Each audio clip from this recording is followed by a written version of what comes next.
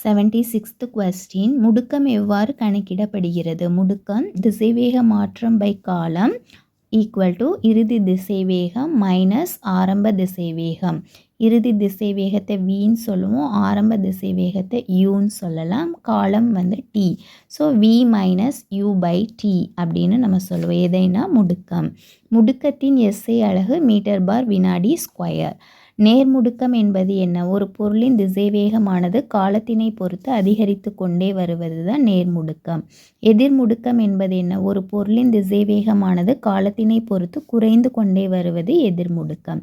சீரான முடுக்கம் என்பது என்ன? ஒரு பொருளின் சீரான கால இடைவெளியில் காலத்தினை பொறுத்து திசைவேகத்தில் ஏற்படும் மாற்றம் சீரானதாக இருப்பது. சீரற்ற முடுக்கம் என்பது என்ன? ஒரு பொருளின் திசைவேகத்தில் காலத்தை பொறுத்து ஏற்படும் மாற்றமானது சீரற்றதாக இருப்பது. ஈர்ப்பு மையம் என்பது எப்புள்ளியில் ஒரு பொருளின் எடை முழுவதும் செயல்படுவது போல் தோன்றுகிறதோ அந்த புள்ளியே அப்பொருளின் ஈர்ப்பு மையம் ஆகும். சமநிலை என்பது என்ன? ஒரு பொருளின் ஆரம்ப நிலையினை தக்க வைத்து கொள்ளும் திறன் தான் சமநிலை. சமநிலை என்பது எத்தனை வகைப்படும்? சமநிலை 3 வகைப்படும். உறுதி சமநிலை, உறுதியற்ற சமநிலை, நடுநிலை சமநிலை. ஒரு பொருளின் சமநிலையை அதிகரிக்க என்ன செய்ய வேண்டும்? அதன் ஈர்ப்பு மையம் குறைந்த உயரத்தில் அமைக்கப்பட வேண்டும். பொருளின் அடிப்பரப்பினை அதிகரிக்க வேண்டும். ஈர்ப்பு மையத்திற்கு எடுத்துக்காட்டு தஞ்சாவூர் பொம்மை.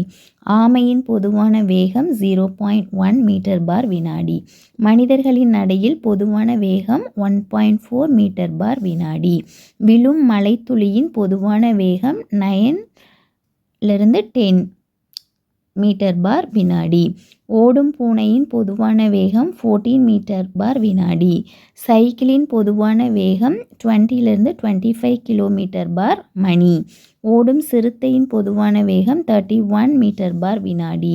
வேக பந்து வீச்சாளர்களின் பொதுவான வேகம் 90-100 மைல் பார் மணி.